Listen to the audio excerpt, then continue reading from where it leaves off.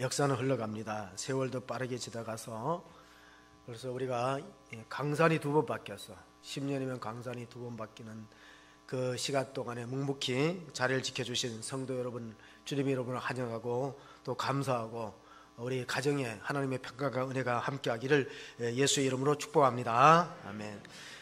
이에치카라는 역사학자가 역사는 과거와 현재의 대화라 그랬습니다. 제가 이제 지난 주간에 설교 클리닉을 가니까 설교는 텍스트와 콘텍스트의 대화다. 이게 뭔 말입니까? 텍스트는 성경 불변은 안 바뀌는 거예요. 콘텍스트는 오늘의 상황은 바뀌어요. 오늘의 현실과 상황을 바뀌는데 설교자는 이 콘텍스트, 현재의 상황 속에 하나님 말씀을 잘 해석해서 청중들에게 전달할 과제가 있다. 그래서 그 칼버르트가 한 말이 있어요. 한 손에 신문을 들어라, 한 손에 성경을 들어라. 신문은 뭐예요? 콘텍스트, 오늘 상황이에요. 오늘의 역사적 현실이에요. 그러면 하나님이 오늘 이 시대에 우리에게 어떤 말씀을 주시는가? 그건 이제 성경을 통해서 진리를 증거할 책임이 있다. 그래서 그런 하나님 말씀이 3가지 있다 그랬어요. 칼바르트는 첫째, 기록된 하나님 말씀, 성경 말씀이고, 육신으로 오신 하나님, 예수님이 하나님 말씀이고, 또 강단에서 선포되는 것이 하나님의 말씀이다. 강단에서 선포되는 것도 하나님 말씀이라는 거예요. 그래서 우리가 예배가 중요한 게, 그 칼바르트는 예배는 가장 중요하고 긴급하고 영광스러운 일이다 그랬어요. 우리가 하는 일들이 많잖아요. 바쁘고 여러 가지 쫓기는데 예배 드리는 게 뭐냐?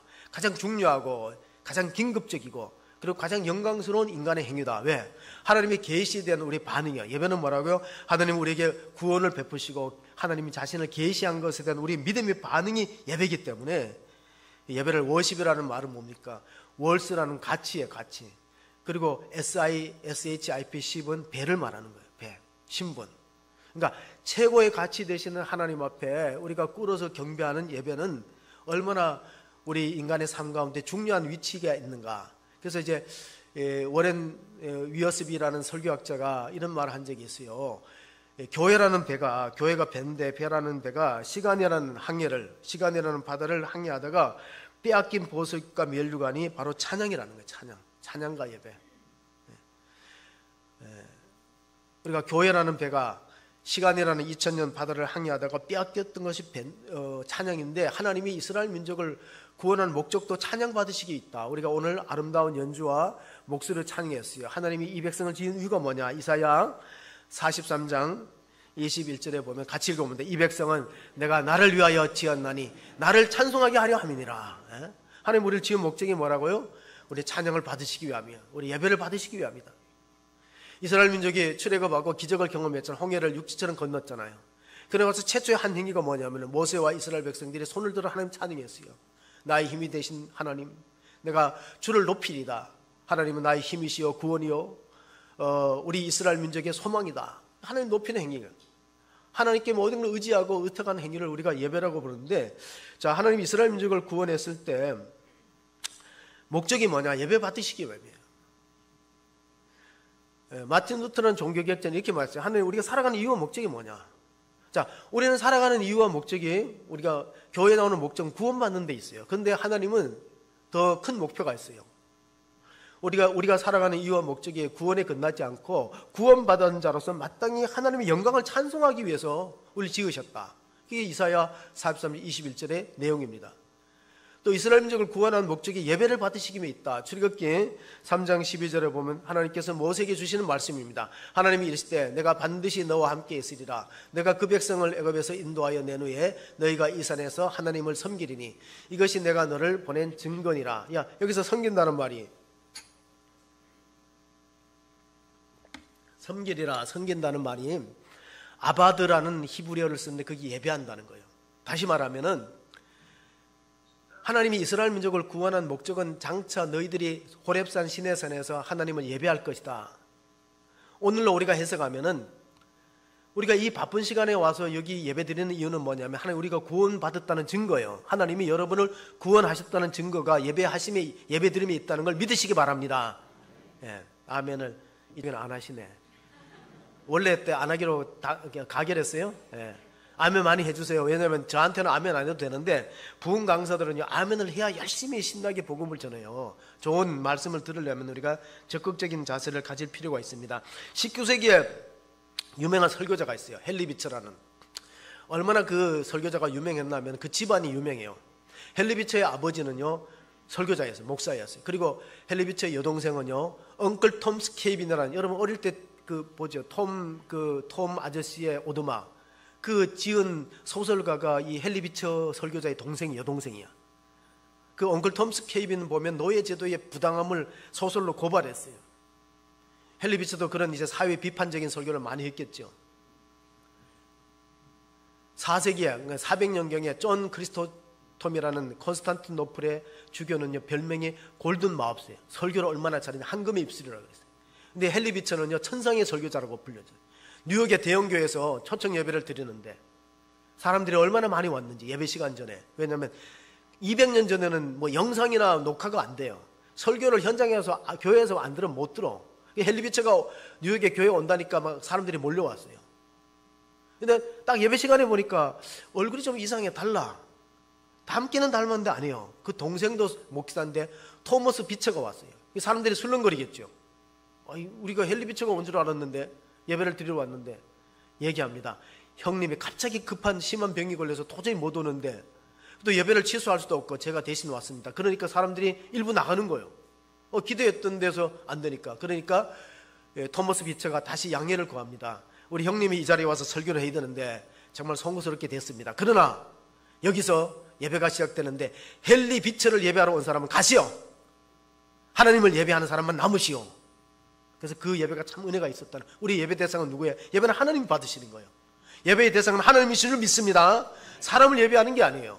이사야 시대에 잘못이 뭐냐면 예배할 때 성전 마당만 밟았다고 이사야 선지자가 탄식합니다. 이사야서 1장 12절을 보시면요, 너희가 내 앞에 보이려고 오니 이것이 누가 너희에게 요구하였느냐, 내 마당만 밟을 뿐이라. 제사장에게 눈도장 띄고로 오는 예배를 하나님 안 받는다는 거예요. 왜 성전 마당만 밟아? 하나님 만나야지. 이 바쁜 시간에 하나님 만나라고 오지 사람 만나라고 오냐. 성가대가 은혜로운 찬양을 했잖아요.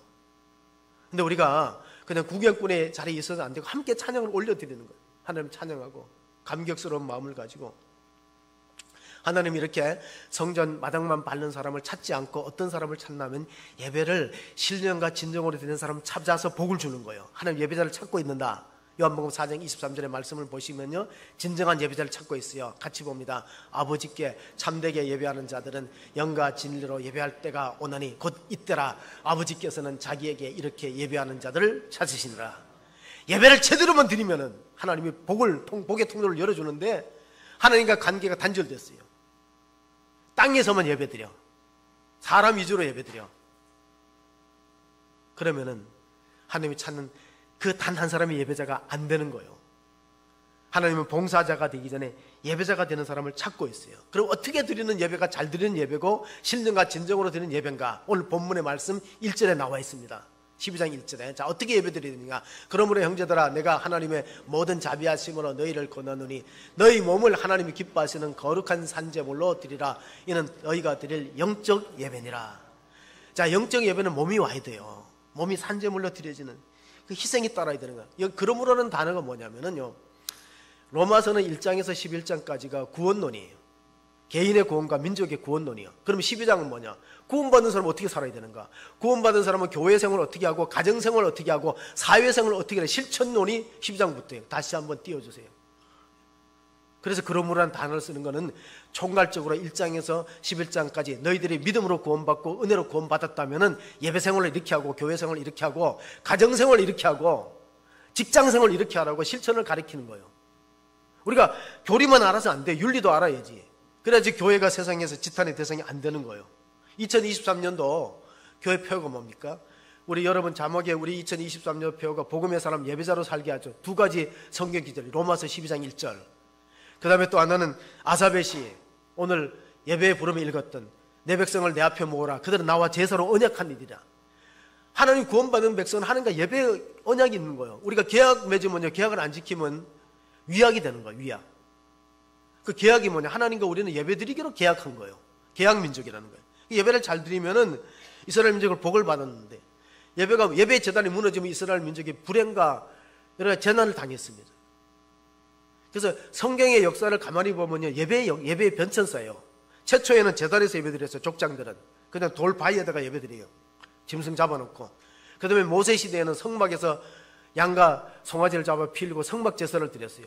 그리고 나서는 천년경에, 기원전 청년경에는 이제 누가 예배합니까? 솔로몬이 성전 지었잖아요. 성전에 예배 드렸어요. 성전이 예배의 초소였어요. 근데 성전이 무너졌어. 전쟁에 완전히 폐허가 됐어. 바벨론포로 붙들려 갔습니다. 그래 돌아와서는 성전에 안 드리고 뭐에 드렸어요? 해당에서 드려요. 해당에서. 그러니까 성경의 역사는 예배의 변천사고, 예배 드리는 장소가 조금씩은 차이가 있어도 중심은 뭐냐? 하나님께 예배하는 거예요. 이스라엘 민족들이 바벨론 포로로 70년 붙들려 갔다가 기환했을 때 스룹바벨의 성전을 재건했습니다. 좀 초라하지만은 느헤미야가 52일 만에 성벽을 재건했어요. 근데 그게 완성이 아니에요. 건물을 지었다고 완성이 아니에요. 예배가 이루어져야 돼. 학사겸 제사장 에스라가요, 이스라엘 백성들 불러갖고 율법을 낭독하니까 막 울었습니다. 성경에 보니까 새벽 이른 시간부터 정오까지 서서 예배 드렸대요. 왜? 그동안 예배를 못 드린 갈망이 있거든.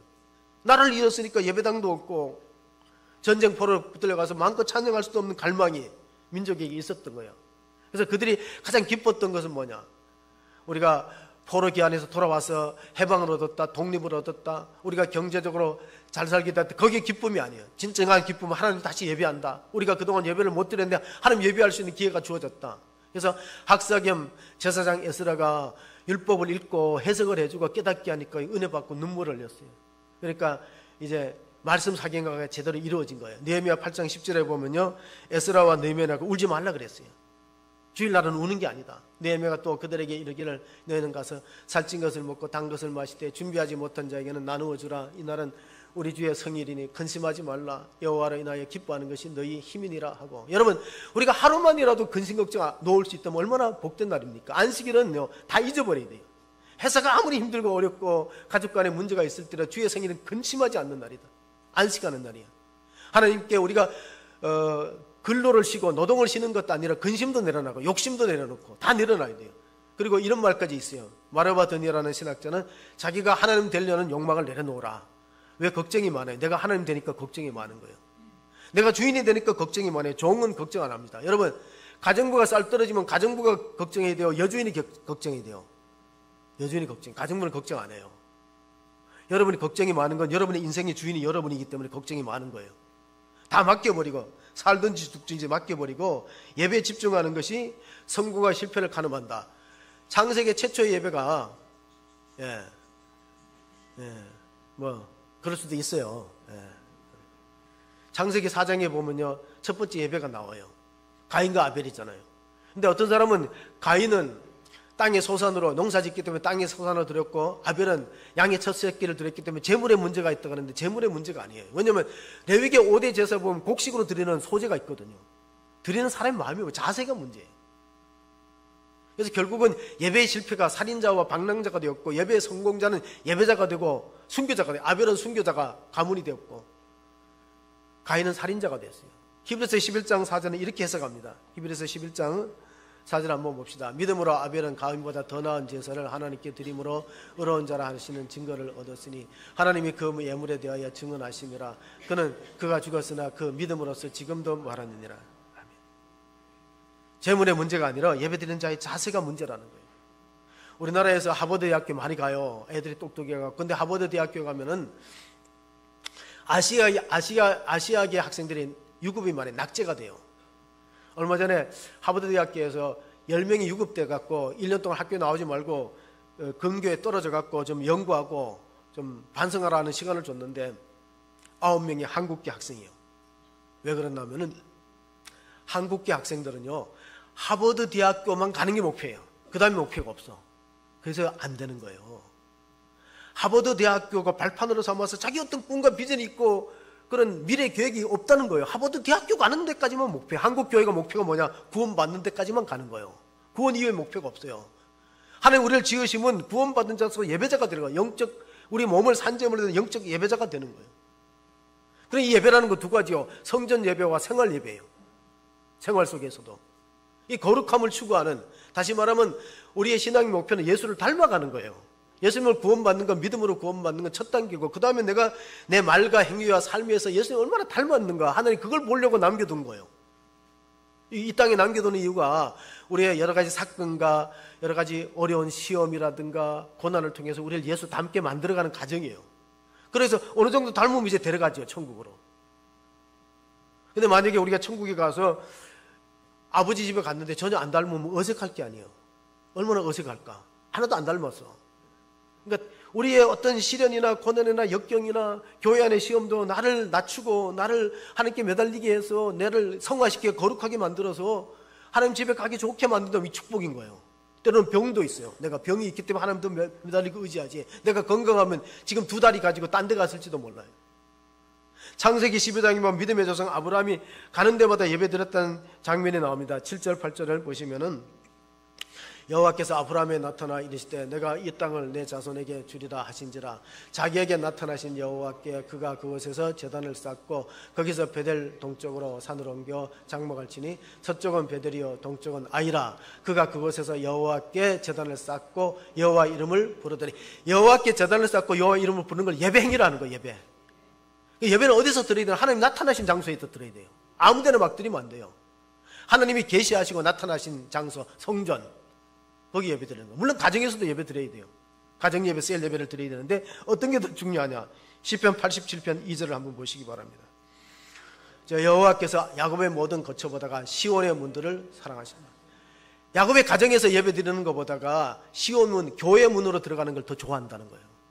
공적 장소에서 예배 드리는 것이 사적 장소에 예배 드리는 것보다 하나님 더 축복이 있기 때문에 우리가 어려워도 예배 드리는데요. 사실 그동안에 예배를 못 드렸잖아요. 어느 정도 못 드렸냐면요, 3년 동안에 10,000개의 교회가 사라졌다 통계가 나왔어요. 3년 동안에 10,000개의 교회. 이건 뭘 말하면요, 예배가 닫히면 교회 닫히는 거예요. 물론 이제 온라인 예배를 드릴 불가피한 상황도 있었고 큰 교회는 살아남았는데 한국 교회에서 20%가 사라졌어요. 3년 동안. 왜? 예배의 문이 닫히면 교회가 닫히는 거예요. 그만큼 중요하다는 거예요. 그래서 부득이 우리가 이제 온라인도 예배 드려야 되죠. 몸이 아픈 분들이라든가 또 교회 나오기 어려운 분들은 온라인 예배 드리는, 이건 특수한 상황이지. 특수한 상황에서 야곱의 처소에서 예배 드리지만 시온의 문들을 사랑합니다. 하나님 성전에 들어간 사람 복을 주시고 그들에게 하나님께서 은혜의 통로를 열어주시는데 이게 많이 막혔던 거예요. 그동안에.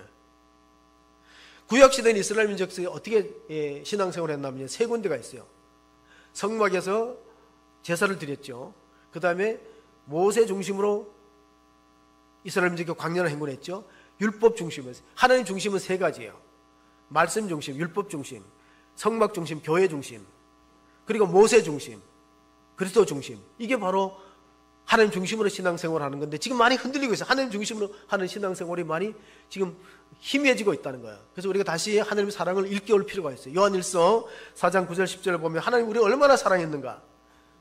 하나님의 사랑이 우리에게 이렇게 나타난 바 되었으니 하나님이 자기의 독생자를 세상에 보내시면 그런 말미암아 우리를 살리려 하심이라. 사랑은 여기 있으니 우리가 하나님을 사랑한 것이 아니요 하나님 우리를 사랑하사 우리 죄를 속하기 위하여 한목제물로 그 아들을 보내셨음이라. 여기서 속하다는 말 화면을 넘기지 마시고 죄를 속하다는 말을 알아야 되는데 한글 세대는 이게 몰라요. 우리 죄를 속한다는 이 속자를 한글 세대는 모르죠. 이건 한문 세대에 쓰는 말이야. 한문 세대에. 다시 말하면은 구약 시대에는 짐승을 잡아서 제사를 드리는 것을 몇천 년 동안 한 이유는 뭐냐면은 장차 예수님이 너희 죄를 속죄하기 위해서 오시겠다는 그림자와 예표인 거예요. 그걸 훈련시킨 거예요. 그러니까 우리보다가 이스라엘 민족은 예수님이 십자가에 피 흘려 죽은 의미를 더 잘 알겠죠. 왜냐하면 양을 잡아서 제사를 드려봤기 때문에 예수님 십자가의 의미를. 그래서 속하다는 말을 한문으로 보면 이렇게 볼 수 있어요. 죄를 속죄할 속은요 조개패에다가 매매할 밑자예요. 조선시대 경국대전을 보면요 이런 말이 있어요. 이 조개 껍질 같은 거 화폐 단위로 쓰잖아요. 동전이 생기기 전에. 그러니까 원시시대에는 조개 껍질 같은 거 가지고 물물 교환도 하고 그런 거예요. 그 속죄할 속죄라는 한문 용어는요 옛날 시대에 제수들이 감옥에 가면 돈 주고 석방하는 거예요. 보석금 주고 석방하는 거. 그리고 노비나 종으로 팔려갔을 때 돈을 막대하게 주면요 양민이 되거나 양반이 되는 거예요. 팔자를 고치는 거예요. 팔자를. 신분이 상승되고 팔자를 고치고 그게 속하는 거예요. 다시 말하면 우리가 사탄의 종노릇하고 죽을 수밖에 없는 인생이 예수님이 우리를 속해줬고 십자가의 대속의 죽음을 죽음으로 우리가 신분이 바뀌었어요. 하나님의 아들이 된 것을 믿으시기 바랍니다. 하나님 나라에 그래서 영생의 약속이 있고 축복이 있는 거예요. 이 얼마나 놀라운 은혜를 받았으면 우리가 그런 자로서 살아가야죠. 구원받은 자로서. 제가 국민일보를 보니까요. 국민일보에 세상을 바꾸는 아름다운 기부라는 날이나 외국 사람들이 있는데요. 기부를 하는데 이런 현상이 나타났대요. 기부를 하는 사람은 자존감과 행복감이 증진돼서 건강이 많이 좋아졌는데 헬퍼스 하이라는 호르몬, 세라토닌, 도파민, 옥시토민, 엔돌핀 이렇게 많이 생긴대요. 왜냐하면 내가 어려운 사람 도왔다, 교회를 위해서 이렇게 헌신하고 희생했다, 그 마음이 자기 건강에 엄청난 유익을 갖고 왔다네요. 그래서 이게 아름다운 기부라는. 우리가 예배를 어떤 분은 낭비라 그랬어요. 그게 이제 복음서에 보면은 마리아가 옷값을 이렇게 들여갖고 예수님 발에 부을 때 그 값어치가 얼마냐면 300데나리요. 300데나리면 노동자가 300일치 일하는 임금인데, 여러분 노동자가 300일 일하려면 남자의 경우가 1데나리온인데, 그러면 적어도 3천만에서 5천만 원 돈을 예수님 발에서 쏟아부은 거예요. 그러니까 주변 제자들과 특별히 가룟 유다는 낭비를 왜 하느냐, 가난한 사람을 줘야지, 왜 허비하느냐 그래요. 근데 마르바 더니라는 여성신학자는 예배는 거룩한 낭비라는 책을 썼어요. 자, 왜 예배가 낭비인가 봐요. 이 시간 아까운 주일 이 쉬는 11시에 나와야 되죠. 또 예물 드려야지요. 봉사는 얼마나 해요. 성가대와 교사와 찬양팀과 안내와 주처 봉사하지. 육신의 낭비죠. 근데 이게 거룩한 낭비인 거예요. 왜냐하면 사람이 다 살다 나면요, 이 땅에서 쓰다가 다 죽고 남는 게 하나도 없어. 우리가 천국 가면 하나님께 드린 것만 남는 거, 우리 거야. 남은 거 하나님께 드린 것만 남지, 지상에 있는 건 다 사라지고 없는 거예요. 지금도 많은 사람들이 예배가 회복되지 않기 때문에 교회는 한 만개 20% 사라지고, 교인들은 아직도 교회마다 차이가 있는데 한 30% 아직도 온라인상에 있고, 아니면 또 이제 교회를 못 나가는 상황 속에 있습니다. 안타까운 일인데, 우리가 다시 로마서 12장 2절을 보면 이 시대를 닮으면 안 된다는 거예요. 12장 2절 보겠습니다. 너희는 이 시대를 본받지 말고 오직 마음을 새롭게 함으로 변화를 받아 하나님의 선하시고 기뻐하시고 온전한 뜻이 무엇인지 분별하도록 하라. 자, 이 시대를 본받지 않으려면 우리가 신문과 텔레비를 참고로 보여야지, 그걸 전부 다 믿어서는 안 되는 거예요. 다시 말씀드립니다. 팩트 체크를 잘하고 신문이나 TV는 그냥 참고로 보는 거지, 그걸 전부 다 믿으면 안 되는 거예요. 이 시대는 우리가 지금 교회에 대해서 얼마나 부정적이에요. 이 시대는 절대적인 진리를 인정 안 하는 포스트 모던 시대라는 거예요. 포스트 모던 현대 이후라는 건 다원주의입니다. 절대 진리가 없는 거예요. 우리가 차별금지법 이런 것들 자꾸 이제 교회 단체에서 반대하는 거 뭐냐면, 그런 것들이 상대주의 절대 진리를 인정하는 거. 왜 남자와 여자끼리 결혼하는가? 그 왜 절대성이 있는가? 남자와 남자끼리도 결혼할 수 있고 여성과 여성끼리 결혼할 수 있다. 이게 다원주의예요. 절대적인 진리를 인정한, 성경의 가치를 인정 안 하니까 교회의 권위가 무너지죠. 성경이 무너지죠. 그래서 예배도 많이 흔들리고 있어요. 어떻게 흔들리는가? 모이는 걸 자꾸 줄이는 겁니다. 히브리서 10장 25절, 우리가 자주 읽는 말씀인데 보면요, 모이기를 피하는 어떤 사람들의 습관과 같이 하지 말고 오직 권하여 그날이 가까운 볼수록 더 그리하자. 자, 모이기를 피하는 것이 현대인의 사조예요. 뭐 이렇게 바쁜데 주일날 나가고 저녁에 나가고 수요일날 나가냐. 제가 오늘 그 설교 제목을 예배의 부흥이라고 했는데, 예배의 부흥은요, 예배하는 숫자의 부흥이 가장 좋죠. 그런데 예배 횟수의 부흥도 부흥이에요. 내가 전에는 주일에 한 번만 예배 드렸는데 내가 이제 수요일도 나오고 또 부흥에도 나간다. 그럼 예배가 부흥된 거잖아요. 예배의 부흥이라는 게 꼭 예배하는 참여하는 숫자가 부흥되는 게 가장 좋은 거지만은, 내가 한 번 드리는 예배를 2번 드린다, 부흥에도 온다, 그럼 예배가 부흥된 거예요. 근데 사람들은 모이는 걸 자꾸 줄이려고 그래요. 가능하면 모이기를 피하려고, 어렵게 하려고 합니다. 버나드 소라는 극작가가 있어요. 버나드 소가 그 묘비명에다가 이렇게 써놨어요. 자기 묘비명에다 우물쭈물하다가 내 이럴 줄 알았지, 이렇게 묘비명에 썼어요. 재밌는 사람이에요. 우물쭈물하다가 내 이렇게 될 줄 알았지. 우물쭈물하다가 죽었다는 거예요. 조지 버나드 소가 한 말 가운데, 모르는 것보다 위험한 게 잘못 아는 거예요. 자, 다시 설명합니다. 무지보다가 위험한 건 편견이거든요. 자, 무지보다 위험한 게 편견이라는 우리나라 속담이 뭐죠? 선무당이 사람 잡는다. 차라리 모르는 게 나아. 제가 담임 목사가 검증하고 인정하지 않은 성경 공부는 위험하다는 것 같은 맥락이에요. 모르는 게 낫지, 잘못 편견이나 성경 지식에 들어가면 위험한 거예요. 그래서 선무당이 사람 잡는다는 거예요. 우리가 성경을 올바로 알고 깨닫기 위해서는 지극히 겸손하고 하나님께 무릎 꿇는 그런 자세가 필요합니다. 제가 질문을 드려보겠습니다. 우리 여성분도 많은데, 가을 배추는 왜 심을까요? 배추를 왜 심을까요? 예? 네, 김장하려고 심어요. 보세요. 가을 배추를 쌈 싸먹으려고 심는 사람 없어요. 쌈은 얼마 못 먹어. 시들고. 근데 배추가 결실할 때 김장이 되려면요 5번 죽어야 돼요. 땅에서 뽑히면 죽죠. 칼로 뱉어야지 2번 죽죠. 소금에 절여 3번 죽지. 그 다음에 빨간 양념으로 확 발라버리니까 또 죽어. 그럼 땅에 묻어야 돼. 요즘에는 뭐 김치 냉장고 5번 죽어야 돼요. 그래 맛있는 김치가 돼요. 산제물이 그런 뜻이야. 너희 몸을 거룩한 산제물로 드리라. 이것이 너희가 드릴 영적 예배니라. 너희는 이 세대를 본받지 말고 마음을 새롭게 함으로 변화를 받아. 하나님이 선하시고 기뻐하시고 온전한 뜻이 무엇이 분별하는 지혜가 있어야 되는데 우리는 내 마음대로. 그래서 제가 무지보다가 위험한 게 편견이라고 그랬잖아요. 잘못 아는 거. 얼마나 위험합니까? 바른 가르침을 갖는 필요가 있어요. 우리가 끝으로 읽어야 될 말씀 마지막 3번째가, 자, 하나님은 예배하는 자를 축복하신다. 그리고 예배는 영적 예배를 드려야 된다. 그리고 이 세대를 본받으면 안 된다. 마지막은 뭐냐? 지혜롭게 생각하라는 거예요. 12장 3절의 말씀을 또 읽어봅니다. 마지막 절입니다. 내게 주신 은혜로 말미암아 너희 각 사람에게 말하노니 마땅히 생각할 그 이상의 생각을 품지 말고 오직 하나님께 각 사람에게 나누어 주신 믿음의 분량대로 지혜롭게 생각하라. 자, 믿음의 분량대로 지혜롭게 생각할 때 떠오르는 철학자가 있는데 비트켄슈타인이라는 철학자입니다. 그 철학자는 이제 영국이나 오스트리아에서 활동을 했는데 유대인 집안에서 태어났어요. 언어의 한계가, 내 언어의 한계가 내 세계의 한계다. 어린아이들은 말을 배웁니다. 엄마, 아빠. 그럼 이제 말을 배워줄수록 어휘가 늘어날수록 어린아이의 인식의 세계가 넓어지는 거예요. 내 언어의 한계가 내 존재하는 세계의 한계가 되는 거예요. 이 말은 예배의 한계가 여러분 신앙의 한계예요. 왜 제가 이런 말 하냐면요, 나 예배 안 드려. 나 집에 있어. 나 유튜브 봐. 그럼 난 믿음 좋아. 안 된다는 거예요. 자, 다시 말씀드린다. 예배의 한계가 뭐라고요? 믿음의 한계예요. 네. 나이가 먹으면은 입을 다물고 지갑을 열라는 말 들어보셨죠? 네. 아멘 하시는. 나이가 먹으면 뭘 다물라고? 입을 다물고 뭘 열으라고? 예배를 잘 드리려면은 입을 다물고 눈을 열으셔야 돼요. 자꾸 눈을 감으시면은 귀가 다치는 거예요. 보세요. 눈을 감고 한참 예배 들으면 입신의 경지에 들어가잖아. 나중에 뭘 했는지 눈을 뜨셔야 돼요. 왜냐면 설교학에서 가장 중요한 게 아이 컨택이라고 그랬거든. 설교학에 눈을 마주쳐야 돼. 눈길이 마주. 그래서 말씀이 들어가는 거예요. 어느 날 아빠가 집에 와 보니까 아들이 그 장난감 벽돌 가지고 뭘 만들어. 그래서 야, 뭐 만들라니까. 조용히 해.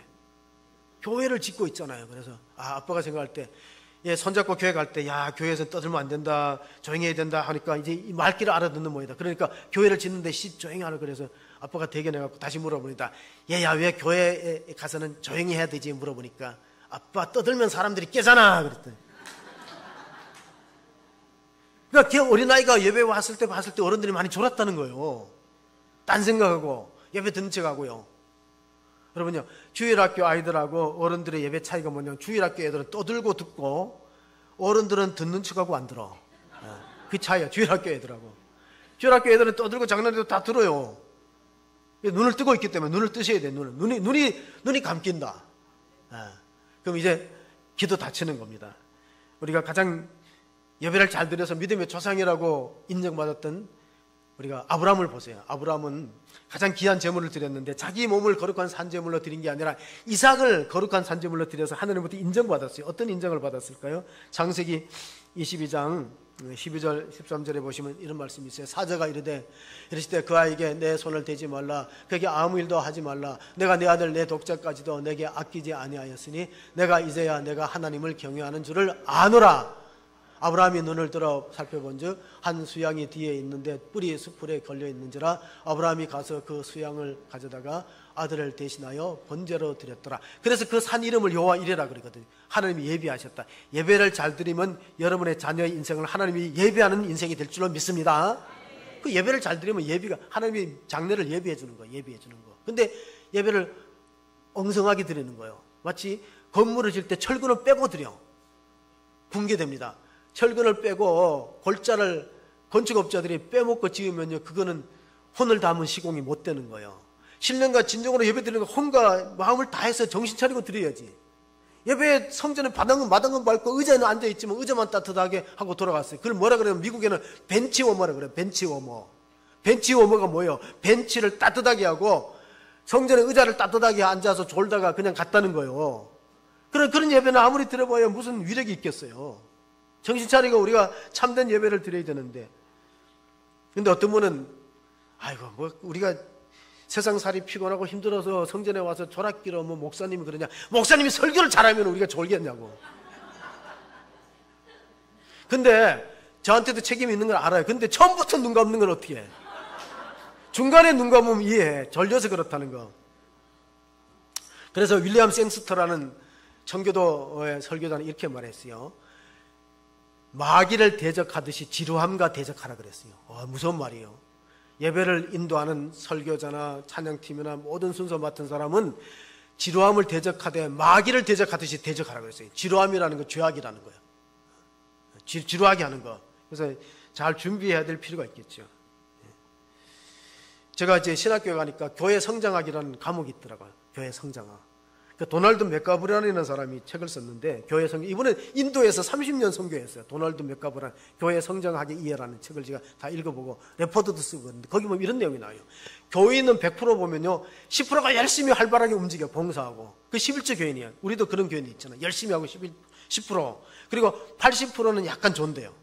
약간 졸아. 그리고 10%는 푹 잔다는 거예요. 그러면 부흥회를 하는 이유가 뭐냐? 부흥상행을 하는 이유가 뭐냐면은 그 80% 평신도 약간 이제 졸라 하는 사람들 깨우는 거예요. 영적으로 각성시키고 또 분발하게 하는 게 바로 목회고 또 부흥상행을 하는 이유예요. 그 나머지 10%는 건들지 말아요. 깨면 신경질 내고 아주 푹 자는 사람은 그냥 놔둬버려야 돼. 그 사람들은 자기 10%는 괜히 신경질 내고 말썽 부리니까. 그러므로 우리가 예배가 얼마나 중요한가는 것은 가만히 신앙생활을 보면요. 우리가 죽고 나서 할 거는 예배밖에 없는 것 같아요. 우리가 천국 가면 전도가 있을까요? 없을까요? 천국 가면 선교나 전도가 없어요. 이미 끝났거든요. 이미 심판이 끝나갖고 천국 갈 사람, 지옥 갈 사람 끝났는데 뭐 전도가 필요 있겠어요. 근데 뭐가 있냐면 찬양이 있고 예배가 있어요. 어떤 술 좋아하는 사람이 죽어갖고 이제 천국에 갔더니 천사가 자기는 꼭 지옥 갈 줄 알았는데 천사가 물어보더래요. 너 천당 갈래? 지옥 갈래? 그래 얼마나 고마워. 그럼 나는 그냥 천당 가겠다 했으면 되는 건데 호기심이 생기는 거야. 저한테 자비를 한 번 더 베풀어서 잠깐 보면 안 되냐고. 그래서 가봤어요. 그럼 천사가 데려가서 천국에 가니까 흰 옷 입은 사람들이 거룩하게 찬양하고 예배드리는 모습을 봤어요. 그리고 지옥은 어떠냐 하니까 지옥은 막 카지노도 있고 뭐 술집도 있고 막 담배기도 자욱하고 사람들이 뭐 웅성웅성 싸우는 소리도 나고 그래. 나는 차라리 지옥 체질이 맞다는 거야. 그 천사한테 나는 천당은 지루할 것 같고 지옥에 가겠다 그런 거. 그런데 나중에 이제 진짜 지옥에 들어가 보니까 뭐 여기저기서 슬피 울고 이를 갈고 아우성 소리가 나고 불이 뜨겁고 그래갖고 이거 천사 따졌대요. 근데 처음에 본 지옥이랑 다른데 그러니까 처음에 온 거는 관광비자로 좋은 데 왔고 지금 영주권 가지고 네가 영주권 가지고 영원히 살아야 될 게 이곳이다. 그러니까 땅을 치고 후회했대잖아요. 여러분 계시록 4장 5장에 보면 천상 예배가 나와요. 24장로들이 면류관을 받아서 하나님께 영광을 돌리고 하나님 찾는 그런 장엄한 예배 광면이 나오잖아요.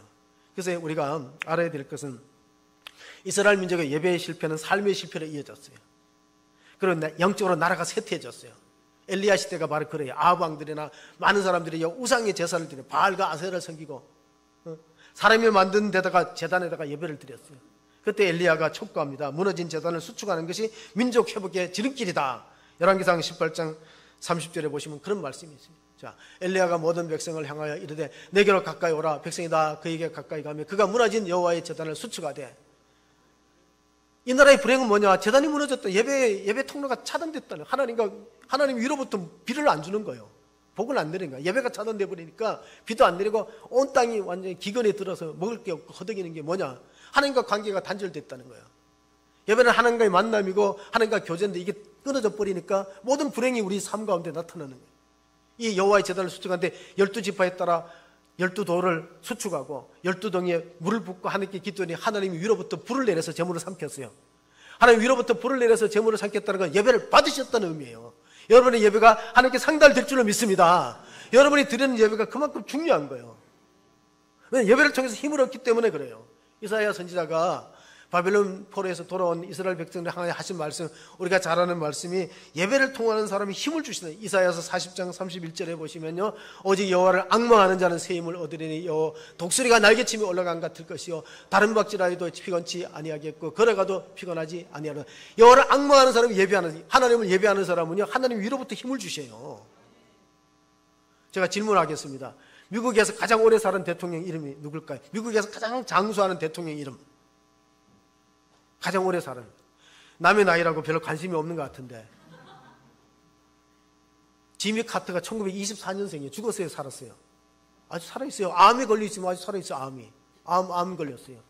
피부암이 걸렸는데 내전이 됐어요. 근데 죽었다는 기사가 안 나왔어.